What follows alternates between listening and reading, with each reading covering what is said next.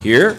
Councilwoman Cataldi, Present. Councilman Cahill, Here. Councilwoman Wynn, Here. Councilwoman Wright, Here. Attorney for the Town DeMarco. Here. Okay, you know what? I'm not sure if we had extra copies of the agenda out there. I'm not sure if we did have them out there. Okay. Well, that's all right. It's relatively short agenda, so this is what we're going to do tonight. We got our first 6 resolutions that adhere to what Maria Dewar just did as a workshop presentation about 15 minutes ago. And as we approach each of those resolutions, we may go back to some of the screens and have some discussion on that. Then, where it says after that, we're going to have open to the floor each speaker, I'm going to move that to the end. That's going to be moved to the end.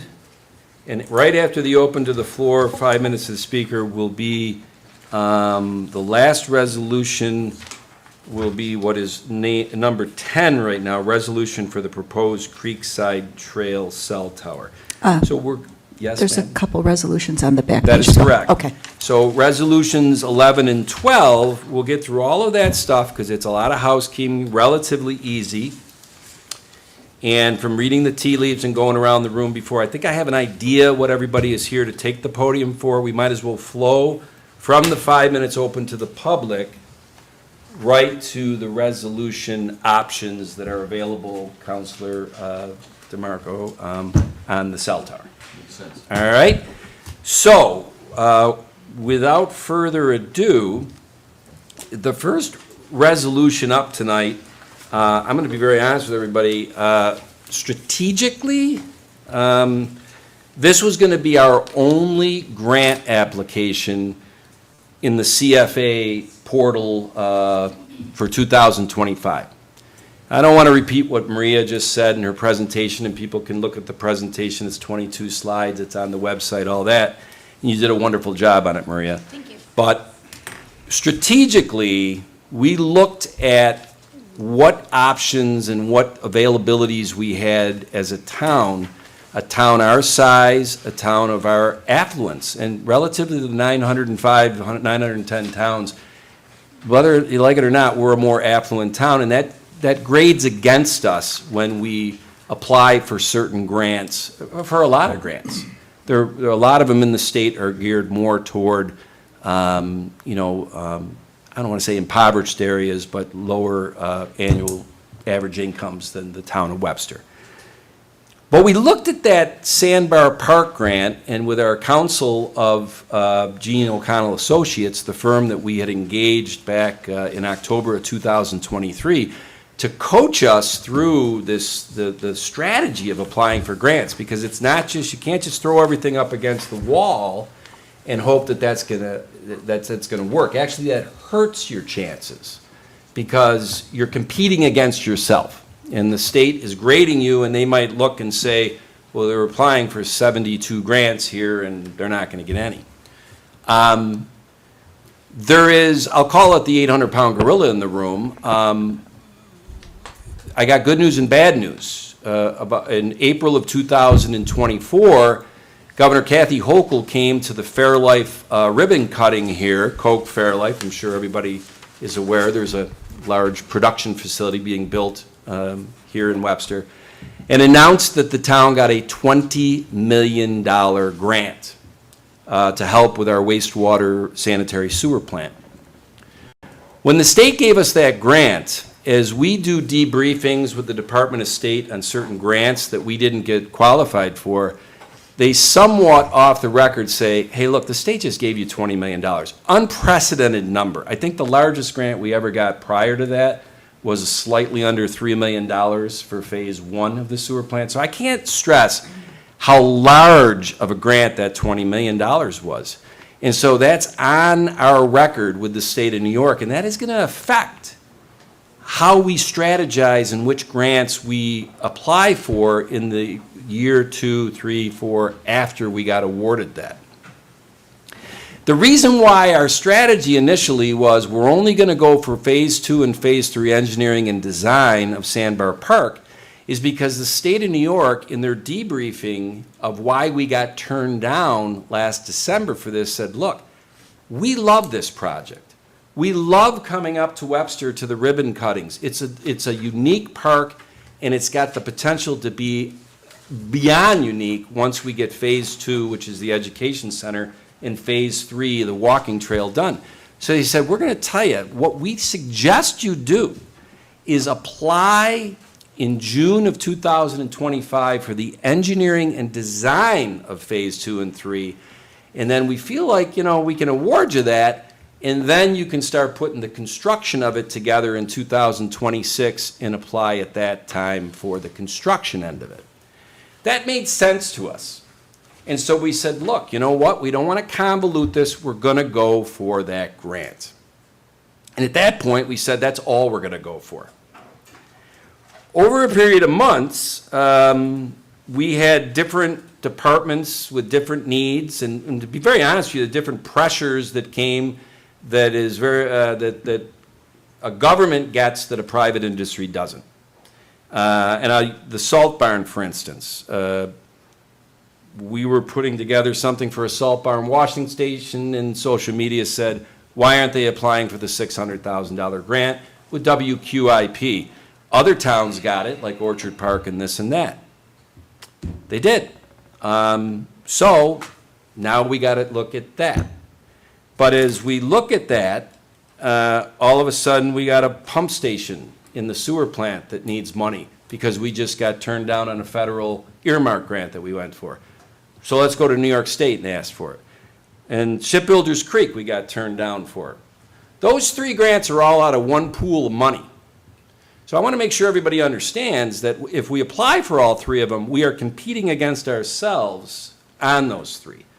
And so that is, it's something that the board could sit there and basically say, well, let's do a resolution and just say, we're applying for all 3 of those, or we're applying for none of them, or we're applying for 1 of them, 2 of them. We could do these resolutions individually. There's a lot of options we have there. So, you think I've confused the issue enough there, Counselor? All right. What looks ostensibly very simple, make a motion, get a second, get 5 votes to say yes. 28 days from now, we apply for all these grants. It's not that simple. If I had a crystal ball and I knew exactly the strategy that would put us in the best position to get awarded 1, 2, 3, 5, 6 of these grants in December, life would be easy. Life would be easy with a crystal ball. We don't have it. So we go out to subject matter experts like Gene O'Connell Associates, and we got that counsel. But I won't be redundant. We were only going to apply for 1 of these, but through various pressures and asks and whatever, 6 of them are now on our docket. And this board, this is why we get paid the big bucks, is in the unenviable position of we have to make a decision. So, I'm good at parties, aren't I, John? I'm a buzzkill, aren't I? You know? Look how happy everybody is. I know. My kids say, you're great, Dad. So I'm going to tell you what, I'm going to make this simple to start out because the CFA grant for Sandbar Phase 2 and 3 was the strategy originally. So I'm going to make a motion that we authorize the submission of a CFA grant application for Sandbar Park Phase 2 and 3 design and permitting, and to commit to the funding the required local match from the previously approved bond resolution if the grant is awarded. Second. Supervisor Flaherty, Aye. Councilwoman Cataldi, Aye. Councilman Cahill, Aye. Councilwoman Wynn, Aye. Councilwoman Wright. Aye. Now, I'm going to switch up the order of the next 2 because I'm going to go in order of how you presented, Maria. Okay. The GIS grant, I won't be redundant, it's a relatively small grant. It's in a pool of money that, from everything I've been told and coached, applying for that grant out of that pool of money, and is it DEC money? Yes. That's going to have no effect on how we're graded for LWRP money, Correct. which is the pool of money for Sandbar Park. Isn't this fun? Okay. Who's on first, what's on second? With that in mind, I'll make a motion to authorize the submission of a CFA grant application for GIS through the DEC and commit to the funding required as the local match if awarded. Second. Supervisor Flaherty, Aye. Councilwoman Wright, Aye. Councilwoman Cataldi, Aye. Councilman Cahill, Aye. Councilwoman Wynn. Aye. Now, the third one, the amphitheater on the Recreation Department site, I think what's got to be understood there is that's part of a bigger project, the Reimagine Webster, which is a Village of Webster initiative. And the scope of area, or the meets and bounds of that area, is mostly the Xerox campus. But there is a sliver of it, about 10% of it, that is the town's, which has the rec center on it. So because we're part of that, it was a major milestone that we got awarded a certificate. I should have brought it, John. The thing's this big. I got it from the state. It came in like, we got the BOA. What does BOA stand for again? It's, Brownfield. Opportunity Area. Brownfield Opportunity Area. But doesn't that sound nice, right? But that opens up a real big opportunity within this Reimagine Webster initiative. So the village, they've got their grants that they're going to apply for and do resolutions at their July 8th meeting. And our meeting tonight, the one thing we want to tag on to in that brownfield opportunity is this amphitheater, the design and engineering of it. So based on that, and the big certificate I got and everything I've learned, that they are just now just begging to give us money to redevelop this BOA district, this whatever, Reimagine Webster meets and bounds. I'm going to make a motion to authorize the submission of a CFA grant for the engineering and design of a amphitheater on the rec center campus in Webster, and to commit to funding and required local match should we be awarded. Second, and I just want to say something about the second. I think this is a great opportunity for Webster, having an amphitheater to expand beyond what Parks and Recreations already has to offer is a wonderful thing, because it's a place where the community can all come together. And many other towns, Perrington has one, Penfield has one of varying sizes. But this not only is great for the community, but it is something that brings both the village and the town together. So for all of those reasons, and because it's something that's been on Chris's list for a while for the Parks and Recreation, I enthusiastically second us applying for this grant. Supervisor Flaherty, Aye. Councilwoman Wright, Aye. Councilwoman Cataldi, Before I vote, I think the supervisor might have been, in his words, exaggerating to make a point. Were they really begging to give us money? It's okay, I vote yes. But I will tell you this, that Leanne Kimber, who's been in here, who's the acting executive director of WIDA, said you cannot imagine how big a milestone that is, that we got the BOA certificate from the state, because that just opens up the opportunities for this money. Whether that means the state's begging to give us money, that might have been taking some liberties. A little bit. I vote yes. Yeah. Councilman Cahill, Aye. Councilwoman Wynn. Aye. Now, we have a lot of people in the crowd tonight. You're probably sick and tired of hearing my voice. I know I'm sick and tired of hearing my voice. I am going to step off the next three, because the next three are really, they're ones that the board members and I have talked about and gone back and forth on the strategy of these. They're all from the same funding source, WQIP, which is Water Quality Infrastructure something. I'm not going to make any motions on this. There's too much back and forth that has gone on by this board over the last couple of weeks, and we're now in a position where we have to make a decision on this, so. I'm going to take a little executive privilege as the deputy supervisor Do what you'd want to do. and go with the resolution number 5 first. And I would make a motion related to the Vosburg Pump Station. We apply for a grant to fund the dire need to upgrade that pump station.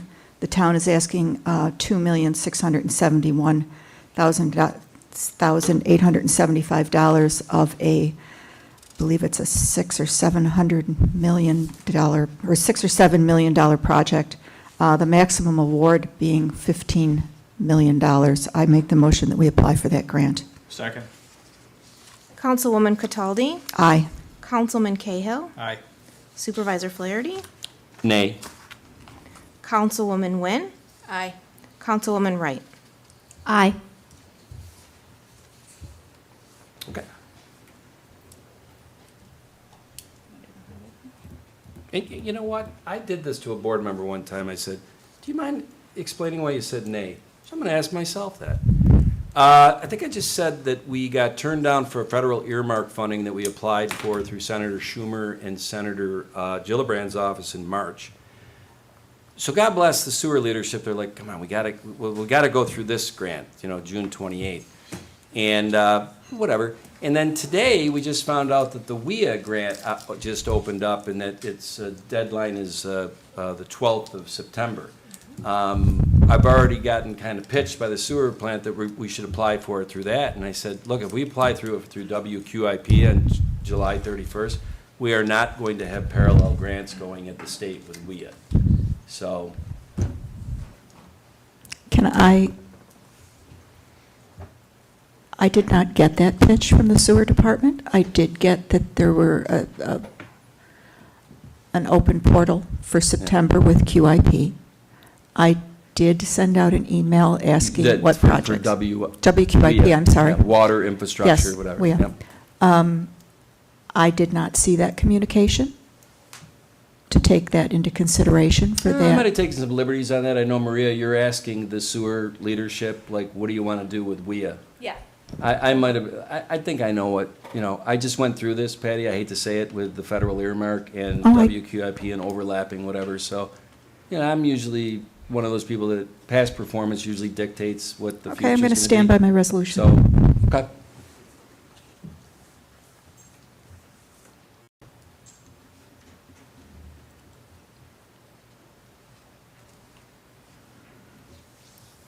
And I will put the others out there just so that we can vote on them and make a decision on this. I would move that we apply for funding for the highway salt barn. Second. Councilwoman Cataldi, Aye. Councilman Cahill, Aye. Supervisor Flaherty, Nay? Councilwoman Nguyen, Aye. Councilwoman Wright. Nay. That's a pass, right? 3-2 pass. Yes. We will be applying for that grant. And I, Can I just want to say something about that one and why I'm saying nay as the liaison to the highway department. This is a much smaller grant, and they're all coming out of the same funding source, and the likelihood of us getting all three of these grants is very slim to none.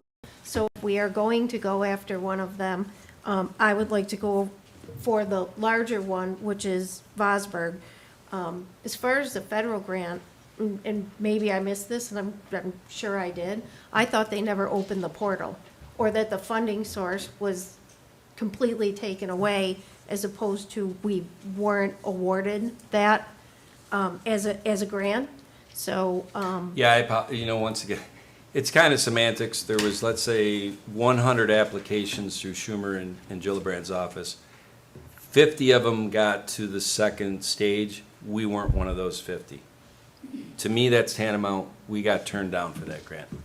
that's fair, that's fine. But that's why I voted, if you want the nay explanation, that is why I'm voting nay for the salt barn. Sure. and the reason that I'm going to make all the resolutions is that as you say, we don't have a crystal ball. But I also feel that for every grant we do not apply for, we will never receive funding. And perhaps I like to think that the glass is half full rather than if we put too many in, we'll be denied all. But I say give it a shot. So I would move that we apply for the grant for Shipbuilders Creek. It's one that we applied for last year. We were turned down because of a couple of technicalities, and that grant is pretty much almost written and ready to go. So I'm going to move that we continue with that grant application for the restoration of Shipbuilders Creek.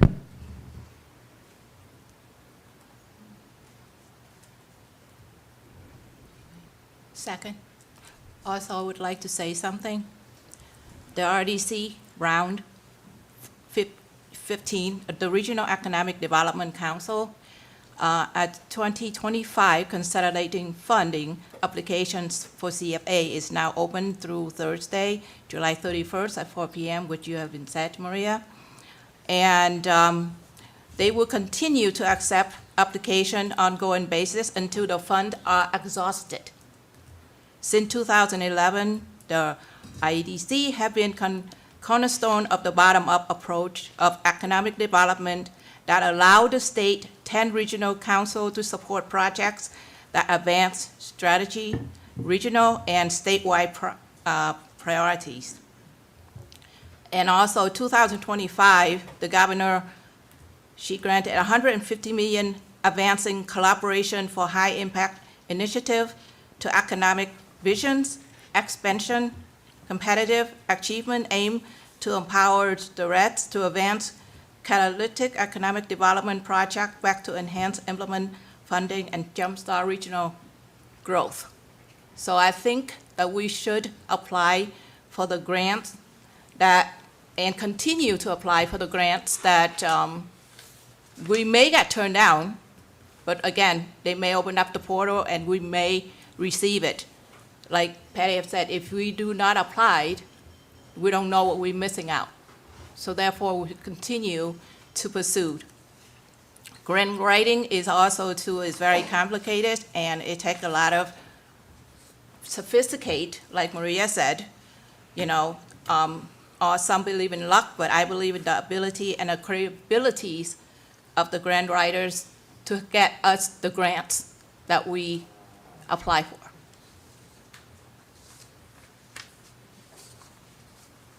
Councilwoman Cataldi, Aye. Councilwoman Nguyen, Aye. Supervisor Flaherty, Nay? Councilman Cahill, Nay. Councilwoman Wright. Nay. We already have a remedy in place, at least to handle the situation that's there. And again, I will reiterate, and maybe I'm right, maybe I'm wrong, but I think our best chances are to move forward in that group and not compete against ourselves and lead with Vosburgh as the largest and probably most important project for the town. Sure. I think this was a phenomenal thing for the audience to see tonight, because in my 5.5 years as supervisor, I hear a lot of times they're like, well, it's a fait accompli, board members, you're all Republicans, you're all thinking the same way. That is not the case at all. We have struggled with this because it is so subjective. I come from an accounting background. I like facts and knowns and whatever. Grant writing and strategy, it's just so, and you have 5 different opinions.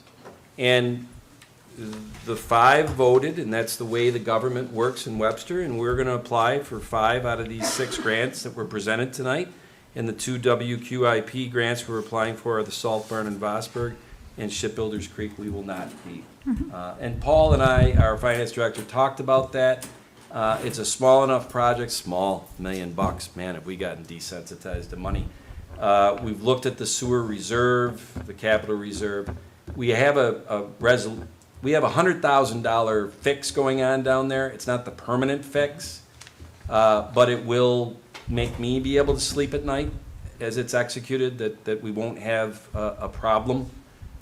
So onward and upward. Thank you. Thank you, everybody. No, I want to thank all the fellow board members, because we have talked about this for so Yeah, long, and tough.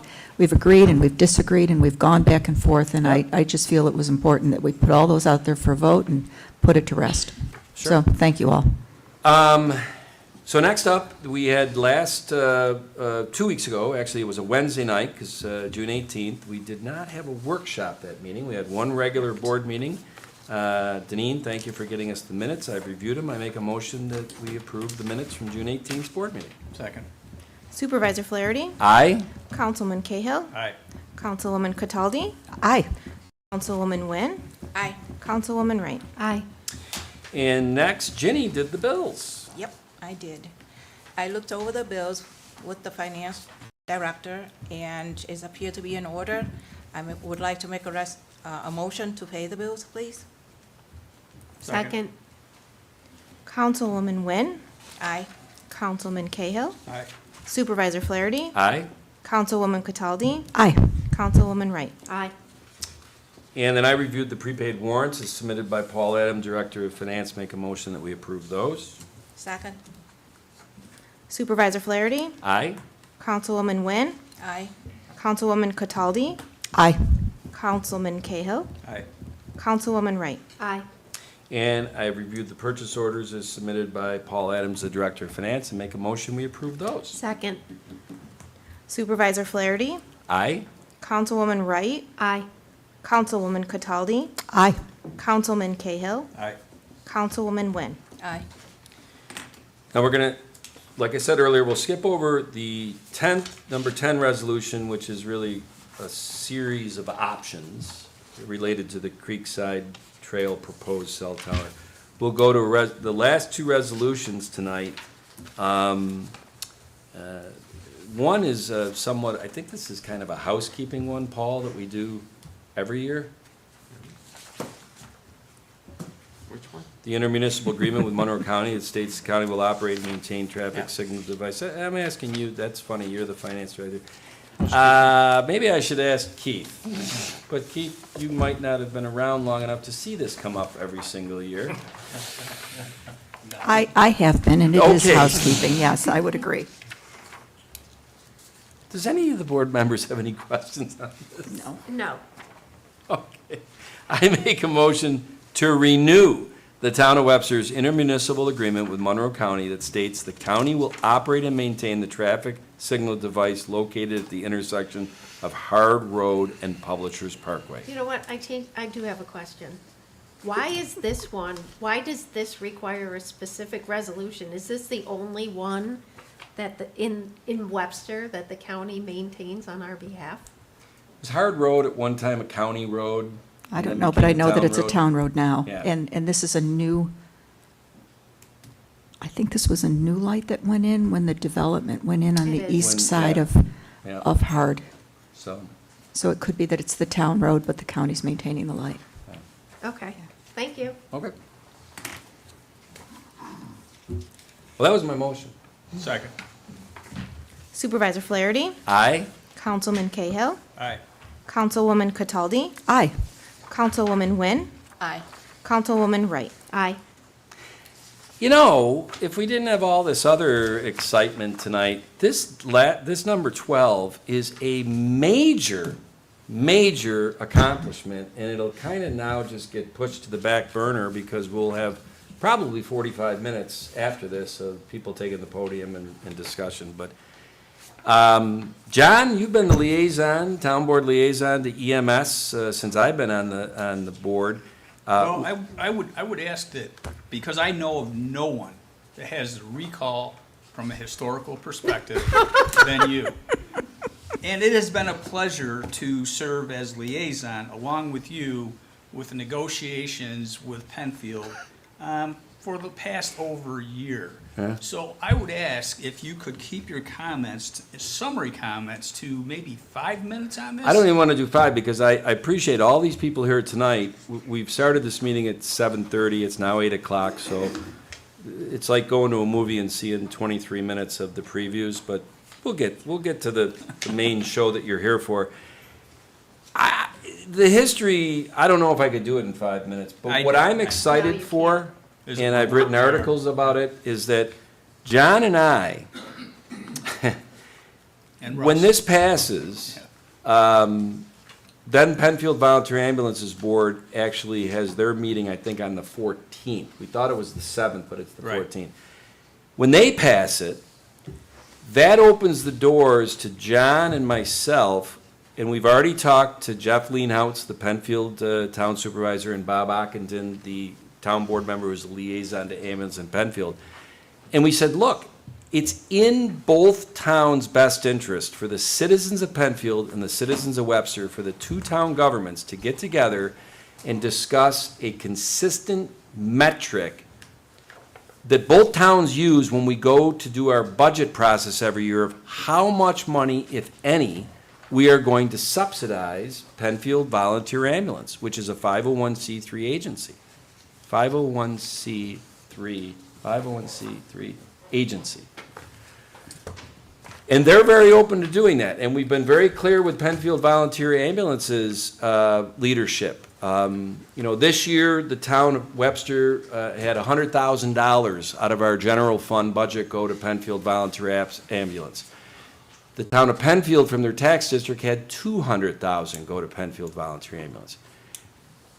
The economies of scale of bringing those towns together under one ambulance will create a situation, in my opinion, that Penfield Volunteer Ambulance's financials will potentially, in the next year or two, not need any subsidy from the town of Penfield or the town of Webster. Do I know that? No. But if we get together with the two governments and talk about the metrics and this and that, and I'm sure that Penfield Volunteer Ambulance will be at the table with us too. But it's very possible that those metrics that we come up with, consistent between the two towns, once we get the next year or two of audits and tax returns from that ambulance company, that now goes from 7,000 calls to 11,000 calls, it's very possible with some of the other legislative changes that have got them getting paid directly from insurance instead of all of that stuff, John, they may be able to stand on their own 2 feet. And that's a win for the Webster residents and a win for the Penfield residents. And to me, I'm looking forward to that, John. Well, it's a significant savings already to the residents of the town of Webster, because we were looking at a potential of $800,000 A year. expenditures per year. Yep. So a lot of the work that has gone into this, it's been pretty monumental. Give Penfield a lot of credit because, they took and pretty much doubled the area that they were covering with their existing employees. And, they took on additional employees from the previous EMS company, and they've done a tremendous job with respect to service. So I'm looking forward to, as a matter of fact, I'm going to put a motion together. I'm going to move that we authorize the town supervisor to sign a 5-year contract with Penfield Volunteer Ambulance on EMS services for the town of Webster. Second. Councilman Cahill. Aye. Councilwoman Wynn. Aye. Supervisor Flaherty. Aye? Councilwoman Cataldi. Aye. Councilwoman Wright. Aye. I thought that John might break out like the hat. Didn't you get the hat from them that is the new brand, the Penfield Webster Ambulance? I have it in my house. These guys, it was part of our deal with them. They're gonna rebrand. They're our hometown ambulance. They're gonna be called Penfield Webster Ambulance, is that, Yeah. I think what it is? You have the hat. Thought you'd bring So it. we're in the meeting, a little sidebar here. So we're in the meeting talking about the last steps of the of the contract, and it gets brought up that they have hats and shirts that say Penn Webster Ambulance. And I'm like, okay, can you get me a hat? His eyes immediately start rolling. That's why he brings this up today, because I'm kind of a hat guy. But John's all about the swag. He is, he got it. yeah, he went right upstairs and came back down with a hat and 2 shirts. So without further ado, I know in the last half an hour, some more people came in, so I want to see who wants to speak as we move toward the open of the floor, where each speaker will be allowed 5 minutes. And so I'm going to leave the podium right now. Mark, sorry about this. I know you won't be able to see me out there, but I'm going to work the crowd and get who else wants to talk. And I also want to, anybody that came in late, hand out the handout. Hand out the handout, I mean, is that? That everybody else got that was here at 7:30. So, who, let's see, I'm trying to go by facial recognition. Didn't get the handout. Let's do that. Okay, are you speaking tonight? So let's put it this way. When you sign in, all right, when I sign you in, if you get down to your name, everyone over there, that second class, I don't want to speak, you don't make you speak. So this kind of slots you, that if you decide you want to speak, then you come up.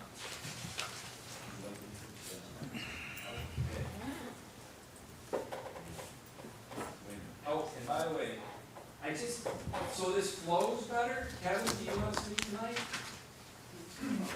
Okay, now I'm gonna take a guess, that Kevin's not here to talk about the cell tower. And I'm gonna take a guess that Dave Malecki is not here to talk about the cell tower.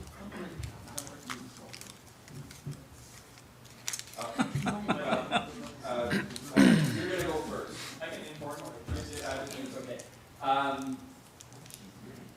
Do you wanna speak? We have several minutes. Okay. Do you want to speak? Okay. Do you want to speak? You want to speak? Okay. Then you sign in, and the good news is you'll be like the eighth speaker, and you're like, yeah. By the time you get to, you're like, I don't need to speak. I guess that you know me. If I missed anybody, no.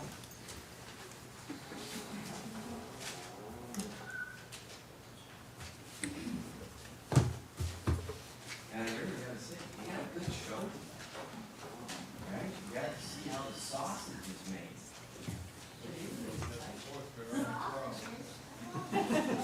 That's the hot dog.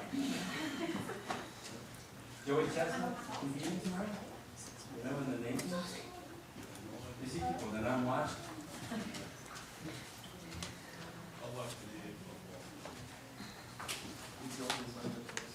You do not need to sign it twice. No, you don't get 10 minutes. You gotta use 5 minutes judiciously. If you got 9 subjects, you gotta average 30 seconds of something. All right. And then, also, Mary, give you each the handouts. They're underneath that. Explain that. One of those blue. All right. Good.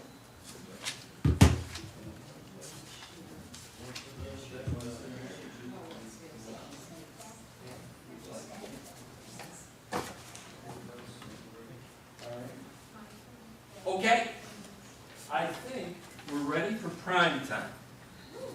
All righty. So,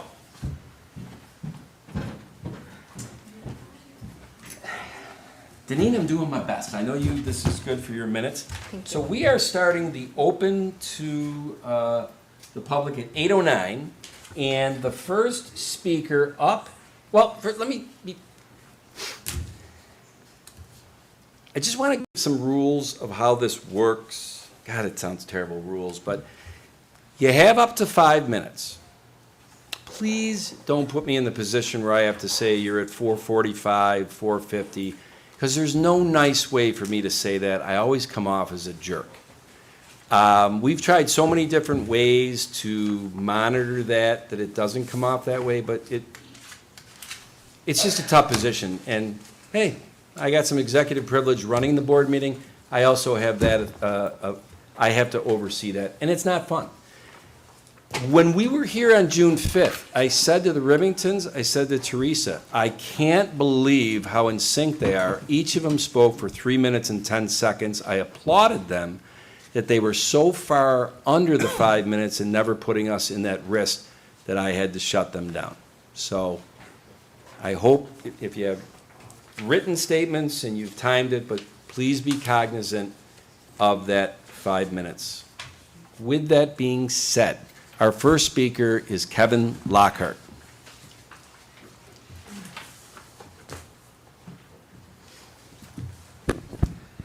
Hello to the town board. My name is Kevin Lockhart. I live at 100-2 Kittleberger Park in Webster, New York, the village. It is wonderful to see everybody here. Thanks for coming out. Several knitters. I wanted to address a couple of concerns that I have with the town and how it's operating. But first, I want to state to everybody what a privilege it is to be in Webster, and for me particularly, being a dual citizen in the village. I have an unusual amount of elected representatives and committees compared to, let's say, a city of Rochester taxpayer who has, so I'm very privileged in that sense. So I came here today to issue a memoranda into the town clerk's, I'm going to give it to you, okay? I have enough copies for all of you so that you can follow along. And it's signed by me. Thank you. Thank You you. can just pass it around, so I should have started that one side.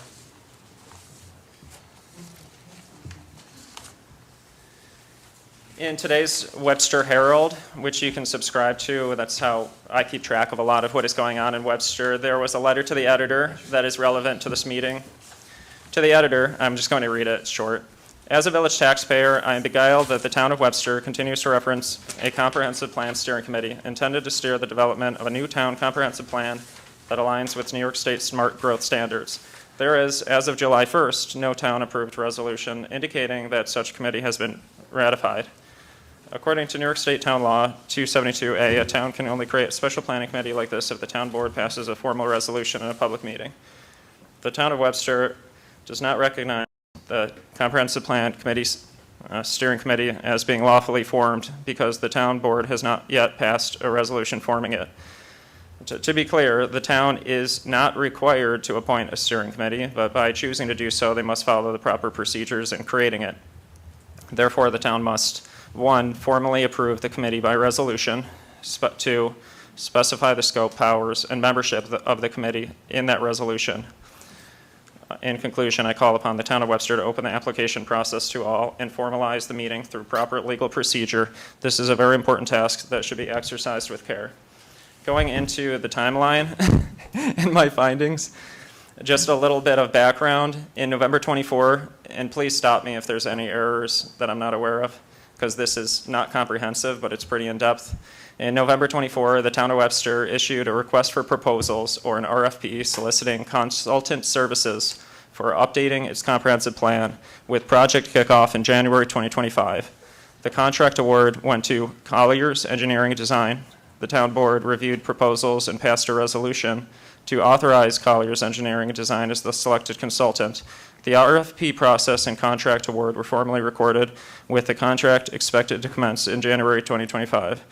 Authorization of contract via board's resolution. The RFP explicitly states town board confirmation of recommended consultant and town board resolution to authorize contract as required next steps. The board duly executed that resolution and entered into a contract with Colliers, fulfilling the steps outlined in the RFP.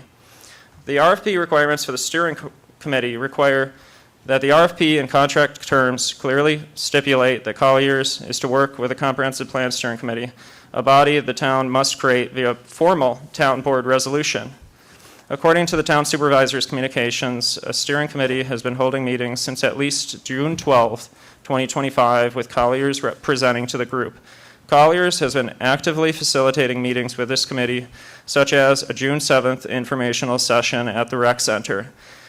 Local news also confirms a steering committee made up of residents will review all the community feedback. Yet, no formal resolution has created the committee.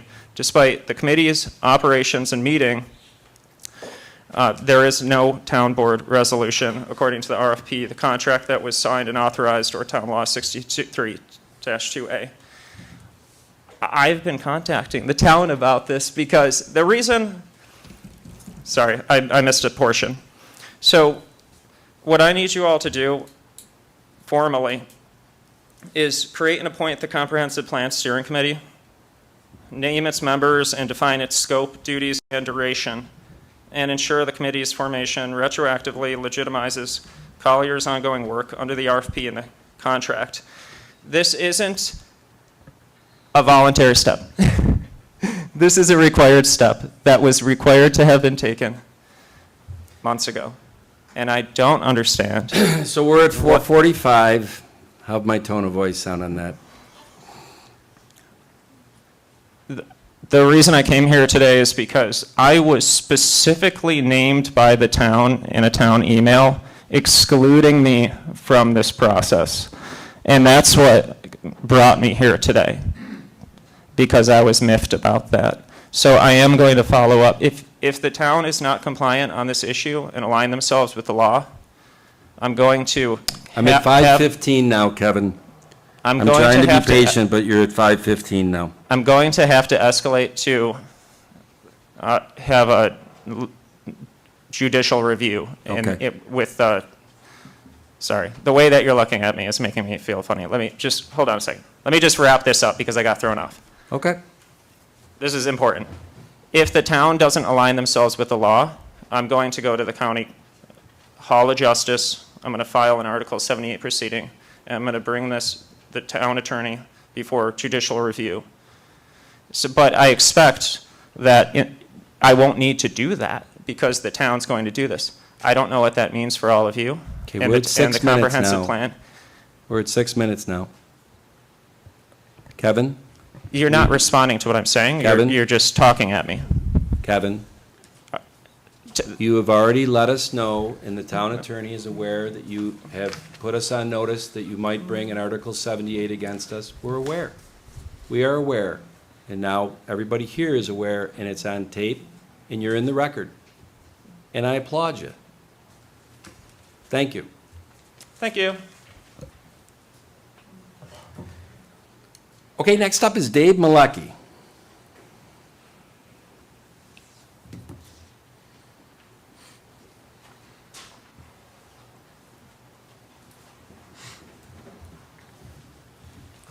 Hello, I'm Dave Malecki. Can you hear me? Sure can. Yes. Good. Because I know I tend to talk a little quiet, but maybe with all the emotion today, I can talk a little louder, I guess. First of all, sorry, Deneen, but this is going to be a little longer than my last speech. My last speech was, Bridget, 24/7, 365. You got any questions? It's same speech. No questions this time? Okay. I have a question. I said that same thing before, and a few other things, because there was a discussion after. But the Bridget message didn't get into the minutes, and I was a little disappointed at that. Not just at you, Denise. It's going to look like it is at you, but there's 5 people that voted on that. Every single one, or maybe 4, I'm not sure if you were there. I don't believe I was, but Yeah, I have okay, heard the 4, sorry. message. But anyways, I was really disappointed I didn't see the Bridget message there, because I felt that that was, let's say, not fair. But since I do have a little bit of time here, I want to talk about cell phones.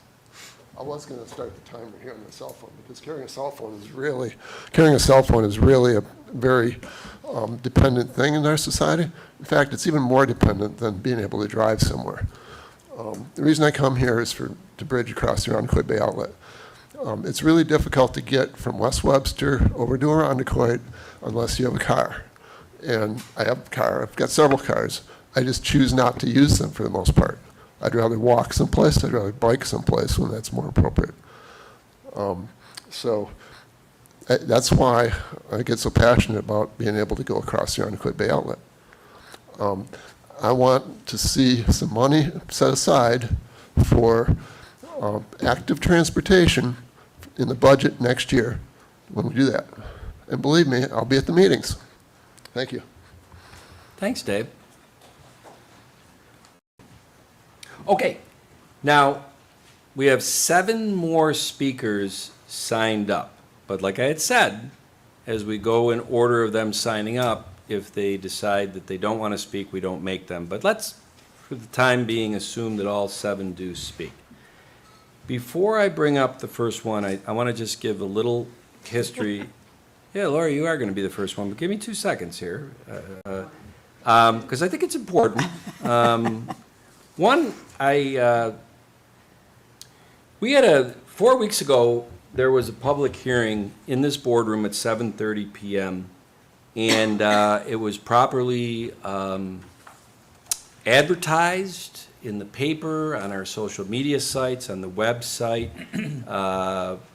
the property under review went in front of where this proposed cell tower is, a big, like, Realtor sign.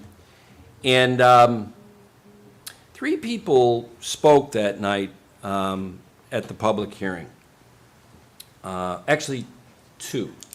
Mr. Remington, Dave, and Ms. Zawadki, Teresa. So they spoke out against this proposed cell tower. Now, when we close the public hearing, we still have an open to the public for 5 minutes to talk about anything to your heart desire, like we have here tonight. And Teresa took that opportunity to go back up and speak again, as did Dave, and as did Dave's wife, Christy. So those 3 spoke 4 weeks ago, and they happen to be 3 of the 7 that are scheduled to speak tonight here. Now, after that meeting, of which there was a workshop presentation by the Verizon people that went into a deep dive, the slide deck is available on our website to show, to educate as best we could about how we came to this site and what it could do and all that stuff. Some of the things that were said at the podium that night, and I understand the emotion of this, had Mike Crosby, who's not here tonight, from Verizon, take the podium and basically debunk some of the myths, the fears, with facts. So when that all ended, I think we might have said that night, the board needs to step back. We're not going to make any actions and put anything on the agenda for 2 weeks from then, which was June 18th. It was a Wednesday night, not a 19th, because it was Juneteenth. In fact, a couple days later, I sent out a personal card, handwritten to the Remingtons and to Teresa, that basically said, you know, I applaud you for coming the other night. Just, you know, like I said, we're not going to do anything on the 18th. The board's doing their due diligence. We are going to put something on the July 3rd that's either going to be that we're pushing it to the planning board, or we're going to handle it at the town board level. I know myself, I walked that site for about an hour. I know the other town board members chimed in, they walked the site. We did a lot of things to figure out tree lines and all that stuff. I think we've done yeoman work. We have not lazied this. I mailed those cards to the Remingtons and Ms. Zawacki on June 14th. Around June 26th or 27th, I started to get pinged. My cell phone started to get text. My cell phone started to get calls. My emails started to get emails. It was interesting. It was 4 that were for the cell tower and 4 that were against. So 8 total, 4 against. A lot of 4s there. Should have done a different number. And so I'm like, where is this all coming from? This seems out of the blue. Well, the blue is what I handed to all of you. Because one of the people who was for it said, you're going to get a lot of stuff, Tom, because somebody went around to all the neighbors, and it looks like it went out about a half a mile, and put this flyer in their door.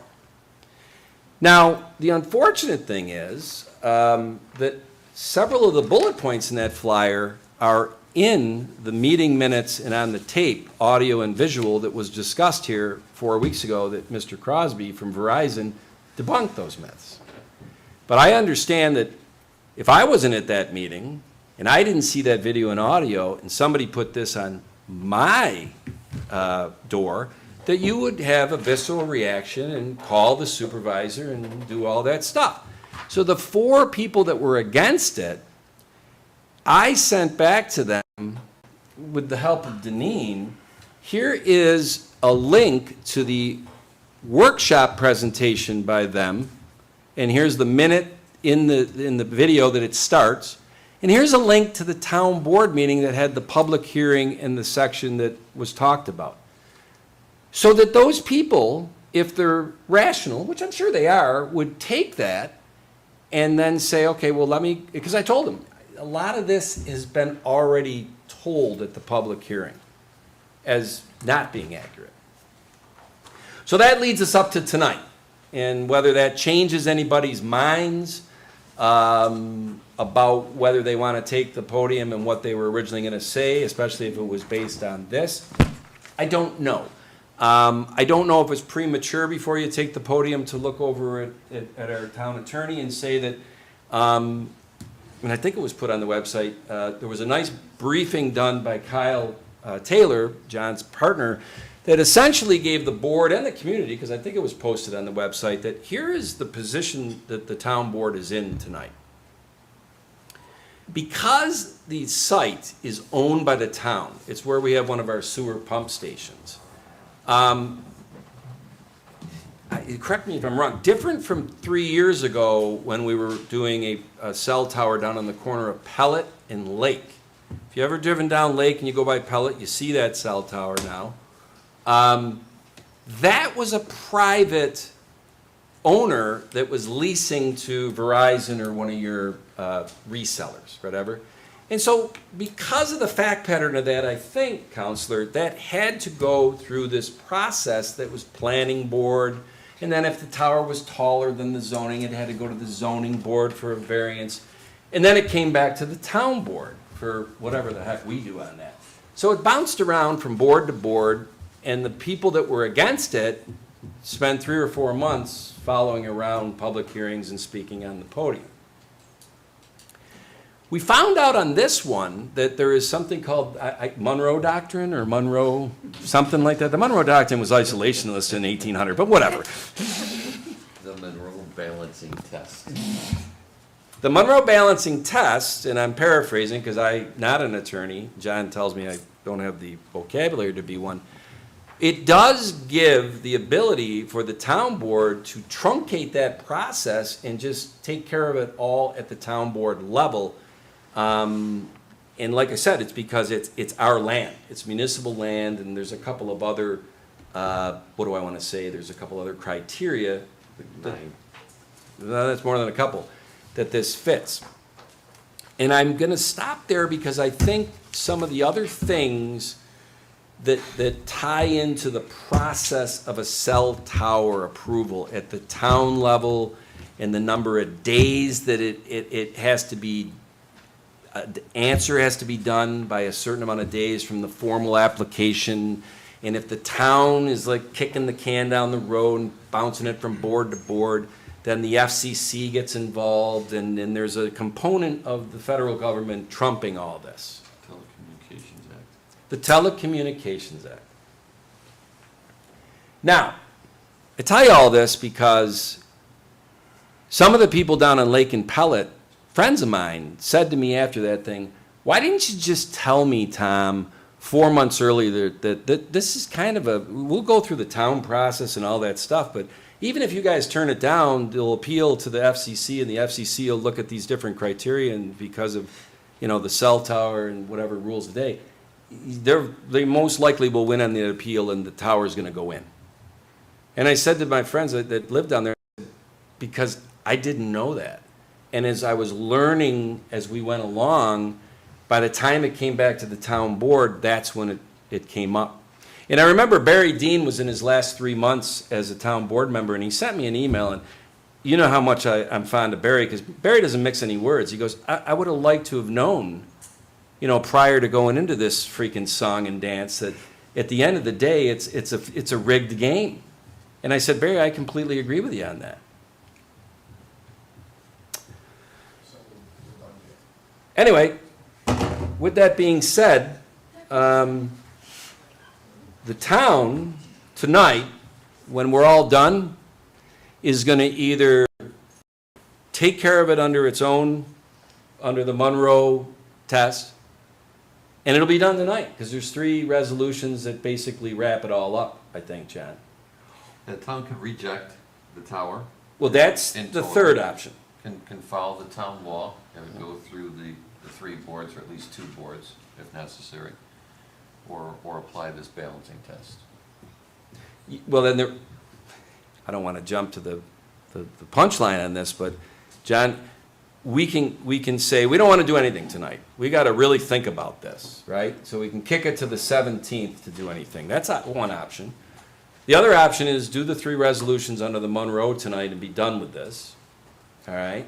And I don't mean to sound flippant, and that might sound bad to the residents, like, oh my God, be done with it, whatever. Hear what I just said. I do not want to drag the residents through an elongated process that is just going to frustrate them more and more when potentially, at the end of the day, even if we're the champions of you, the FCC can step in and say, because of the coverage and the population and this and that, you know, and if you apply for them, and it's going to go there.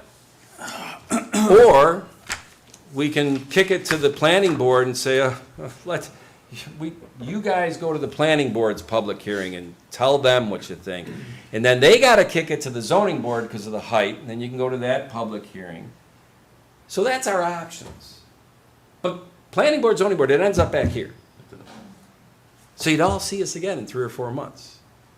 But it would come back with their recommendations, would it not, John? I'm sorry, I didn't hear the question. If it goes to the planning board and subsequently the zoning board, before it comes back to the board, it would come back to the board with some recommendations as to whether they. It's exactly what happened on That- Peloton Lake.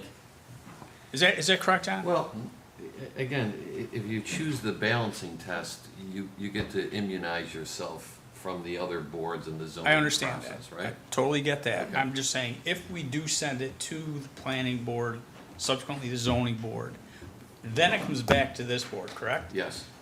When it comes back to this board, would it have their recommendations, either for or against, It correct? will, yes. But they are the professionals, in my opinion. Thank you, I appreciate Okay. that. Interesting. Okay. Threw a lot of words at you there. Why don't we hear from the 7 people? Let me just, Oh. the difficulty is their recommendations at the end of the day may and likely will be. My sense is that it's very limited what the town can adjust relative to the federal preemption that's gonna trump, Totally get that. no pun intended, Yeah. over the top of it. Totally get that, yep. So am I to understand, regardless of how any of us in the neighborhood feel about this tower going up, it's going up, it's a done deal already? So it's worthless for us to speak to you? Is that basically what you're saying, Tom? Boy, I have a great bedside manner. You know, it's funny. My kids say that. Honestly, I am trying to save the heartache. I think that the FCC, if you go and do the that I understand we We need a can cell go- tower. we can go all I these don't different understand routes. why it specifically has to be in a residential Yep. dead end. well, it's on town only. I understand that. Yep. There's, town owns a Yep. lot of land. We're going to start the timer. So let's do that. And I'm going to just say I now like you how get your 2 seconds I've can tried take to- 15 minutes and All my right. 5 minutes start. that is Yeah. correct. I mean, You are the town supervisor. well, you know what?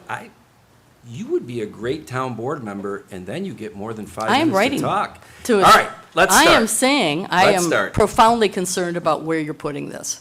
We have a very tight neighborhood community. I'm not going to take this away from your time, but we need your name and your address. My name is Lori Barr. Thank I you. live at 1213 Creekside Trail. Perfect, continue, Kitty Lori. corner across the street from where they're going to build the 100-foot Okay, tower. continue, thanks, Lori. I understand the need for cell service. I believe this location is not appropriate and will have negative impacts on our community. Our neighborhood is very tight, lined streets, well-maintained home, peaceful atmosphere. We do not have lots of trucks and cars. The property that you're speaking about currently only has a water truck that goes up and down the street twice a day. A large industrial cell tower would be an undeniable blight on our landscape, permanently altering the aesthetic appeal and disrupting our environment. Furthermore, the introduction of the structure could lead to concerns about property values and overall residential character of our neighborhood. Our homes are not merely structures, they are part of our community defined by our peaceful, family-friendly ambience. There is lots of town land, like the water treatment plant that's right over on Wall Road, that's just a hop skip from us, and that seems to be a whole lot more suitable location for a cell tower and a lot less intrusive on our residential areas, and would provide the same needs without negatively impacting our quiet neighborhood. I respectfully request clarification on why this alternative location has not been considered or prioritized. Placing this tower on this vacant, less visible, non-residential site would address the service needs while preserving the unique character and quality of our life in our neighborhood.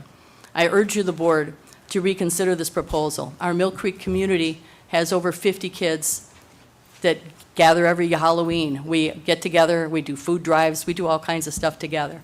And as you can see from our attendance here, all of us are opposed to this. Thank you. Thank you, Lori. Thanks, Lori. That was less than 5. Good job. Next up is Teresa Zwaki. All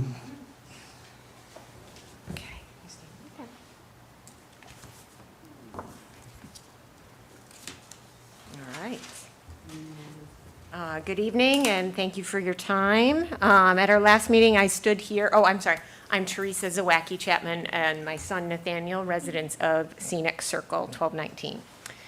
At our last meeting, I stood here to express not just my personal concern, but a collective voice of a neighborhood that's united in its opposition to the proposed cell tower.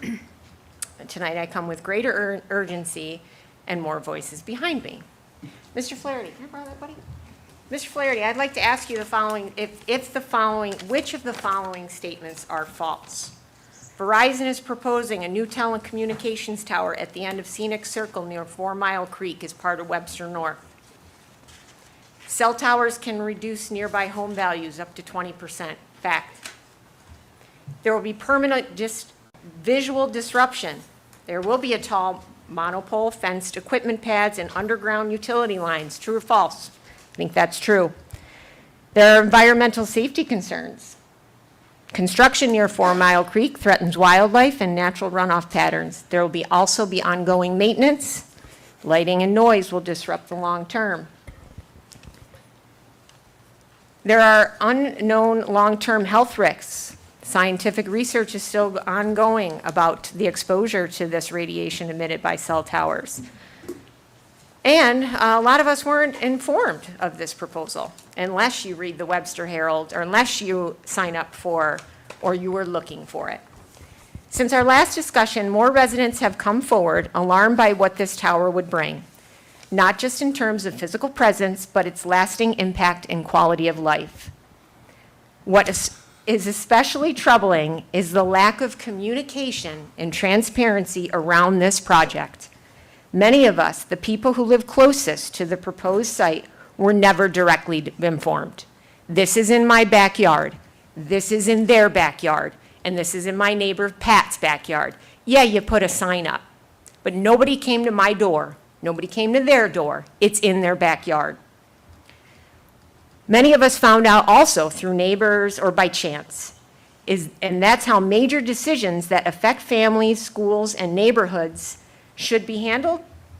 When something of this magnitude is being considered, residents deserve to be notified directly, included early, and respected throughout the process. And I'm going to ask you plainly, would any of us, especially those of you sitting on this board, would you welcome a 100-foot cell tower industrial structure in your own backyard? Would you feel okay and safe if your kids and grandkids were playing down the street under more traffic, noise, unknown health risks? Would you? This isn't an abstract concern. Within a 2-mile radius of this proposed site, maybe, I don't know, maybe it isn't proposed, maybe it is the site, we have 3 elementary schools.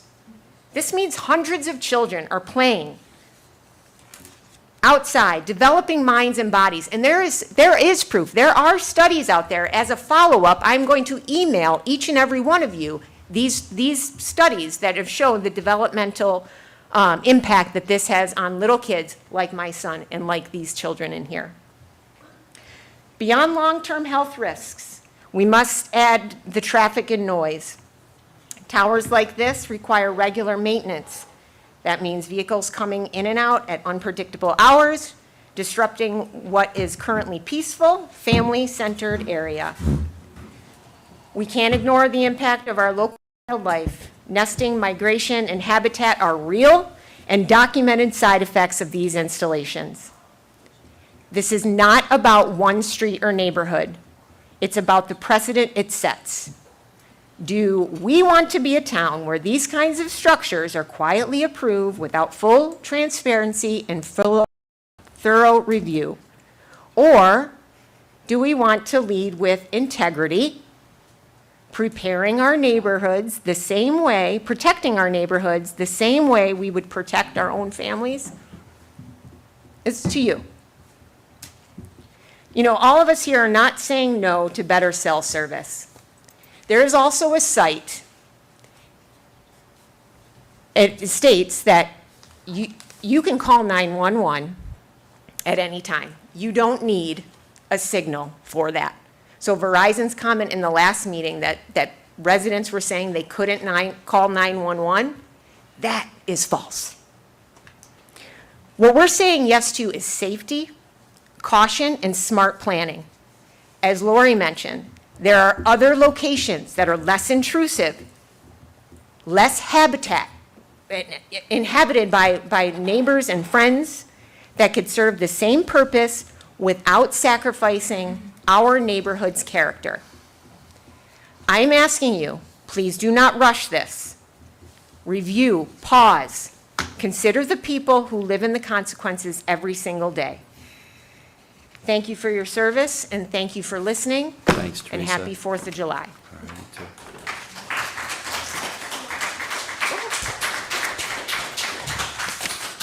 I'm going to let Dave and Christy Remington decide which of them want to go first. Hi, I'm Nathaniel. I'm Nathaniel Chapman. I am in first grade at Clem North. This phone tower is going to be in my backyard, and my friends play in my backyard. Please do not approve this because it is where I go fishing with my dad and walking my dog Zeke.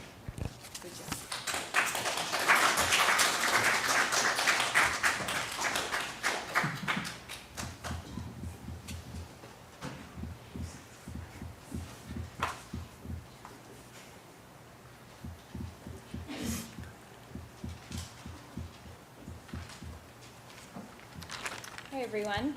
Hello again. Oh, excuse me. So hello again. My name is Christine Remington, and I'm at 1214 Creekside. I certainly won't be as eloquently spoken as Nathaniel and Teresa, but I did just want to share once again, as a member of this community, of this neighborhood, while my opinion and my view after the comments earlier may not necessarily matter any longer, I still want to share my opinion, and I want to let the group know how we feel about this going into our neighborhood. This is a large structure that I can't imagine anyone sitting on this board would want in their backyard, their front yard, their side yard, anywhere near their home. Thank you to everyone over here who has joined us today, anyone else that may be watching at home or later on. I can't imagine anyone would want this in their community, in their neighborhood.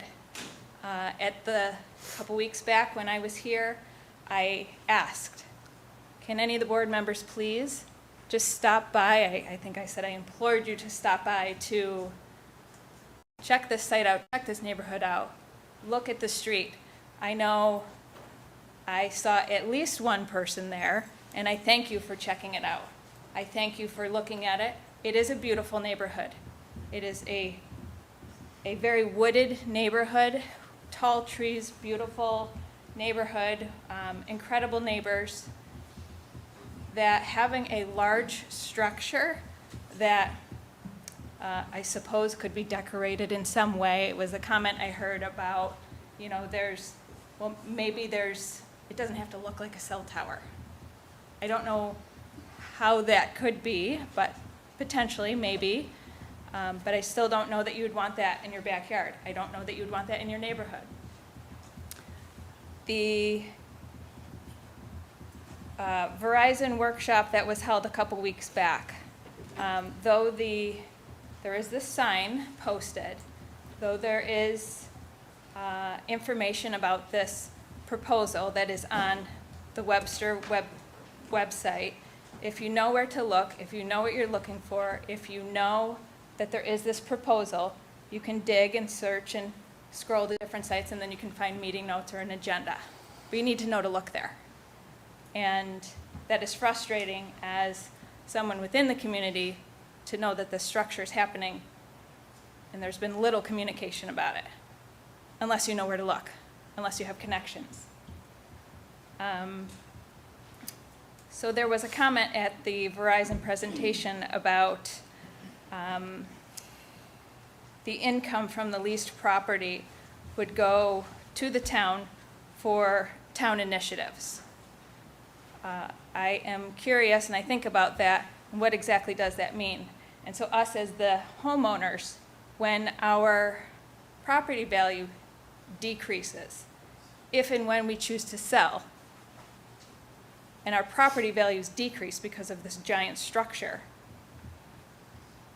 any of that income, that revenue, would we be benefited in any way from the loss of the value of our homes because of the structure?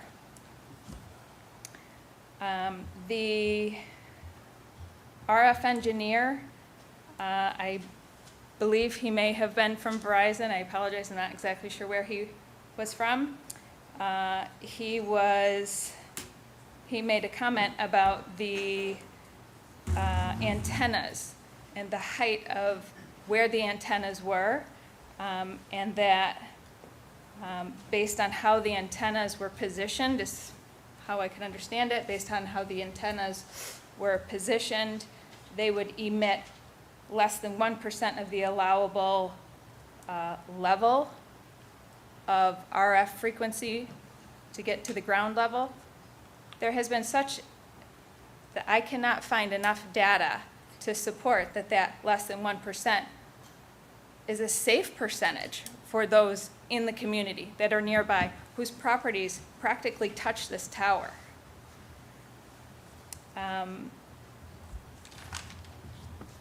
I also want to share that, as Teresa had mentioned, the lack of communication that has been perceived, whether it was, yes, it was posted, the sign was there.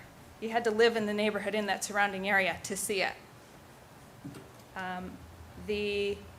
If you knew to go to the Webster Town Board site to dig and find and poke and go into different areas, you could find information about it. But if you didn't know about it, if you didn't know the sign was there, you didn't know that any of this was happening.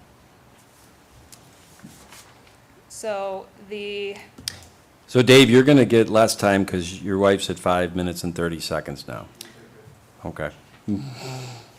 Well, I appreciate, Tom, you calling me on my time, but I just want the board to know, for anyone, if my opinion matters, if our opinions matter, there is a tremendous amount of concern for this project, the lack of transparency around it, the lack of communication, the impact this is going to have on all of our property values, the safety concerns, both health, or all of the safety concerns, health, safety, environmental, this incredible eyesore taken away from this beautiful park-like setting.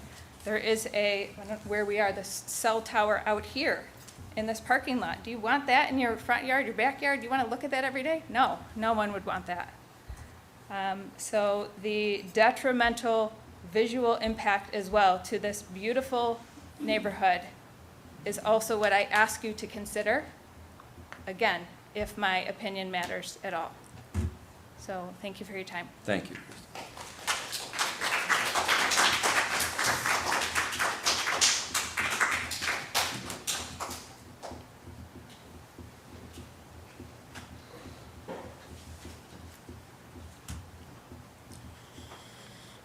How much time do I got, Tom? Go ahead. My name is Dave Remington, and I live at 1214 Creekside Trail. I'm going to condense this because I thought they said everything that I wanted to say, except you kept saying that Verizon debunked anything that was brought about safety concerns. I don't think they debunked anything because there's just not enough studies that have been brought forward to debunk anything. And it was recently published 2 weeks ago by Make America Healthy Again. The report is the first official acknowledgement by the executive branch of the United States government that electromagnetic fields, EMFs, pose health risks. So even below the FCC exposure level guidelines, and in itself, this is groundbreaking. So they haven't debunked anything. There's not enough studies on it. They're rejecting cell phone towers being placed across America daily. In Maryland, a cell phone tower was just rejected, and they were rejected because of the safety concerns and mainly because of how it would look. What Phyllis Randall said, and I thought this was a great quote, to make a permanent environmental change for a short-term technology issue when you have technological advances that are happening every 5, 10, 15 years with huge advantages. I'm not going to do anything that is environmentally harmful for a short-term technological gain. That cell tower was rejected by the board 8-0. And I think that what she said is huge. 10 years from now, there's going to be something that is going to replace a cell tower. We don't want to make this decision to put a cell tower in that is going to, we might not even need it 10 years from now. There's probably going to be satellites that will do everything that the tower is going to do anyways. I feel more people would have been here tonight, but being that it's July 3rd and most people are off this week and they're traveling and away for holiday, there probably would have been more people here to voice their concern. I think the timing of this was, again, not that great. And that's all I have to say. Thank you for the opportunity to share my thoughts, and we don't need another cell tower. Thanks, Dave.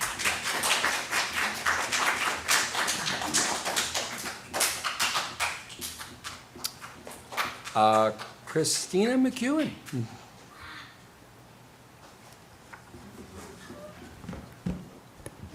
Hello. Did you want to say something? No. Oh, okay, Go ahead. perfect. All right. Well, my name is Christina Spezio McEwen, actually, and I live at 1217 Wildflower Drive, and I've lived in Webster for 29 years. This community is not just where I live, it's where I've built a life and am raising my family and have long-term invested in the future of my children. That's why I'm here tonight, to voice my deep concern about the cell tower and the very real impact it will have on my family and where I live. My 13-month-old daughter lives just 10 houses down from where this will be, where she will be growing up, riding her bike, walking around, and living there day after day. That's more than, a lot of people, and I just feel that's important to say. We chose this neighborhood for its safety, peace, and family-first environment. As they have said, we have many community events, Easter egg hunt, a Halloween parade. We get together for football all the time. It's very community-oriented. And I don't want to say that it's just an eyesore because it's not. It's all about health and the impact that it will have on our children as well. There are valid questions about the long-term effects and constant low-level RF radiation, especially on children. As a mother, I do not want to be in a position where in 5 to 10 years from now, 20 years, we should have been more cautious. Why put that risk on my child when there are alternative sites available? And that brings me to a very practical point. What about Xerox? That less than 3 miles from where the proposed site is, and it's far less residential density. That kind of location makes for a great infrastructure like this, without sacrificing the health, safety, or home values with families like mine? What about the water treatment facility that we've brought up tonight? That's less than a mile away. Again, less of an impact. I'm not against technology or its progress. I use my phone every single day like everyone else. I work in digital media and I work from home at my address. And therefore, I understand the importance of connectivity. This decision is about where and how we move forward and whether we do it responsibly with the health and values of our community and our neighborhood in mind. I know we need this for emergency communication and the future of telecommunication infrastructure, but why here? I need you to reconsider this location. Don't put the burden on families, children, and long-standing residents of Webster who have made this town what it is. We deserve thoughtful planning that balances modern health with the well-being of people who call this place home and our future generations. Thank you. Thank you.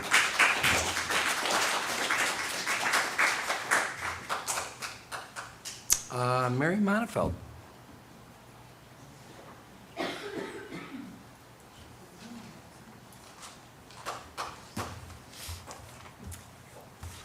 Good evening, one and all, council members, as well as neighbors and other Webster friends. My name is Mary Montefiore, and I live at 1230 Crown Point Drive, which is a street or two away from the backyards. And I just want to let you know that I had no idea this was going on. None of the neighbors around me knew anything about it, and I'm sorry to say I don't subscribe to the Webster Herald, but I think I will in the future so that I'm more up to date. So the neighborhood is not aware. I'm sure you thought you were doing your very best to get the word out, but it's not out. I came tonight hoping to hear research and presentation about what this would really mean. And I'm sorry I missed the boat that it was prior to this.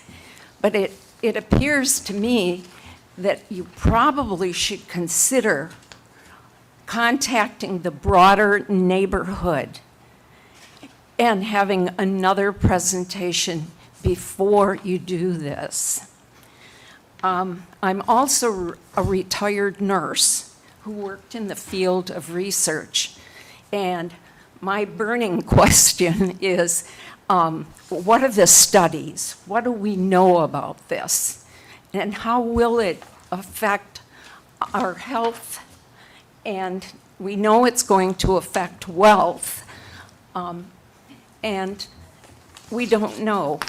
And I'm hoping that you, as council members, did some digging and you have some answers on this.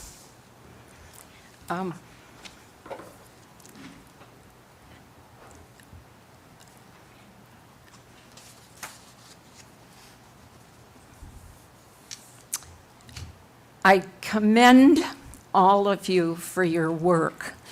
I have a daughter that served on a town council for 10 years, and I just know what she has gone through, so I can kind of guess what you are going through. And I want to thank all these neighbors for coming out.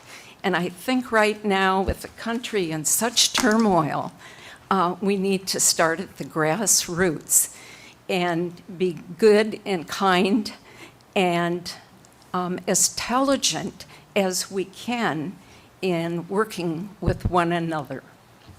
Thank you for your time. Thank you, Mary. I want to clap for her. And then, well, Mary Guider, that's a tough act to follow. Mary Montefiore that was very impressive.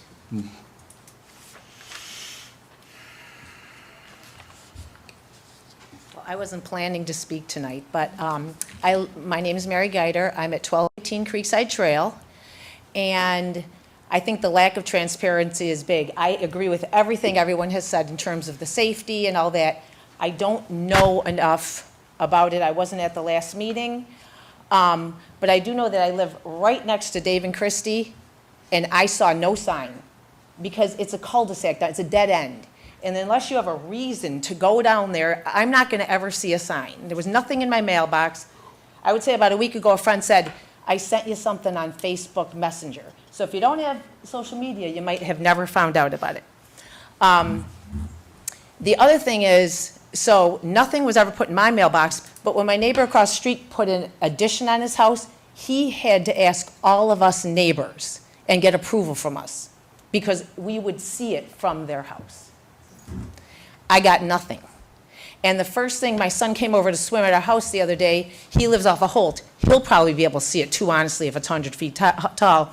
He said, what's this going to do to your property value, Mom? And he has a baby. He goes, a 5-month-old, he goes, I wouldn't want that near my house. So I'm here to support everybody and to tell you, I really don't want it either. Tom, we live in a neighborhood just like yours. I don't think any of you guys would want it either. But the fact that I cannot see the sign from my house, and I live next to Dave and Christie, there's a problem. And no one told me about it until I was told, look at the message on Facebook Messenger. So that's why I'm here tonight. Thanks, Mary. Now, did anybody else want to take the podium tonight? Why don't you hang on for a second and go on up there.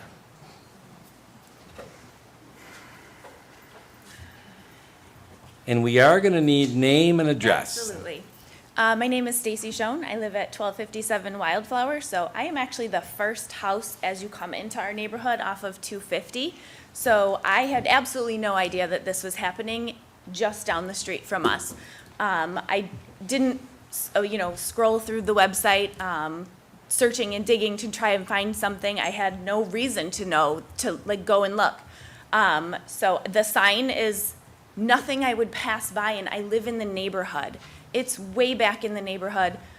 I would have never known if Christy hadn't said anything to me. So that's the only reason that I'm even here tonight.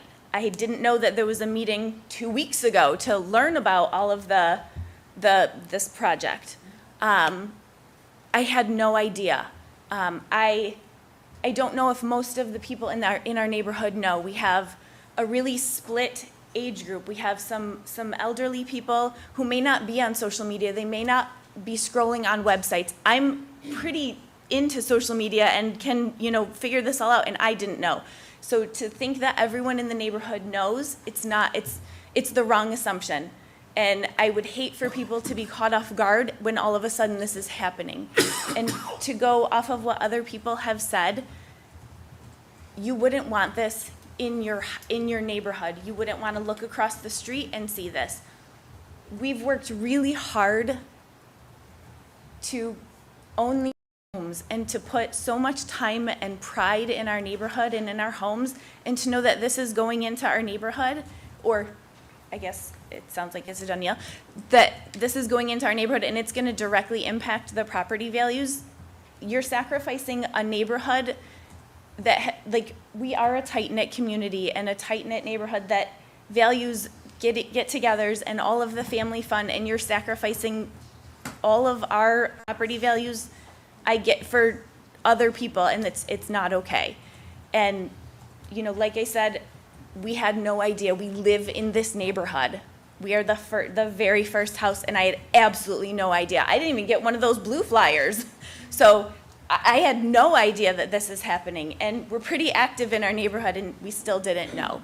So please don't go under the assumption that the neighborhood knows or that people in the area know. I would guess that the people in the neighborhood behind us don't know. The area of Providence, that neighborhood, I would guess that they don't know either. So please don't make a decision in a hurry under the assumption that people know, because they don't. I talked to 2 of my neighbors today after I found out, and they didn't know either.